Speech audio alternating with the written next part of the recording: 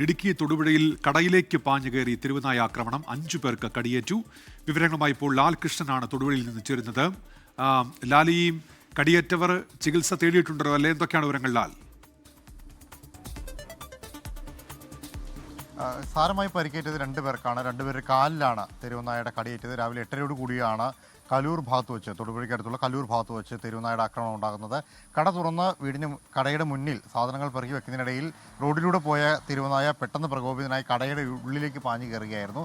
ആ കടയിൽ മുമ്പിലുണ്ടായിരുന്ന ആളുകളെയാണ് തെരുവുനായ ആക്രമിച്ചത്.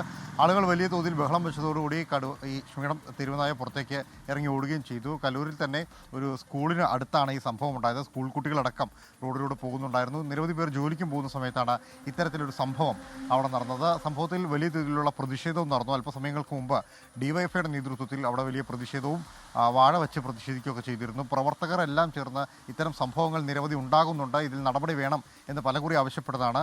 ഇടുക്കി ജില്ലയിലടക്കം ABC സെൻ്ററുകൾ ഇല്ല എന്നുള്ളത് ഇതിന് വലിയ പ്രശ്നമുണ്ടാക്കുന്നുണ്ട്. കഴിഞ്ഞ ദിവസങ്ങളിലാണ് 3 അടക്കമുള്ള മേഖലകളിൽ തെരുവുനായയുടെ ആക്രമണം രൂക്ഷമായിരുന്നത്.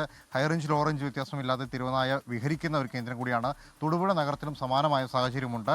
പരിക്കേറ്റ 5 പേരിൽ 2 പേരെ ഇടുക്കി ജില്ലാ ആശുപത്രിയിലാണ് പ്രവേശിപ്പിച്ചത്. ഇവർക്ക് പ്രാഥമികമായിട്ടുള്ള ചികിത്സയും കുത്തിവയ്പ്പും നൽകിയിട്ടുണ്ട്. പക്ഷേ പ്രശ്നത്തിൽ അടിയന്തര ഇടപെടൽ വേണം എന്നുള്ളതാണ് നാട്ടുകാർ ഇപ്പോൾ പറയുന്നത്. ശരി, ലാൽകൃഷ്ണനാണ് വിവരങ്ങൾ നൽകിയത്.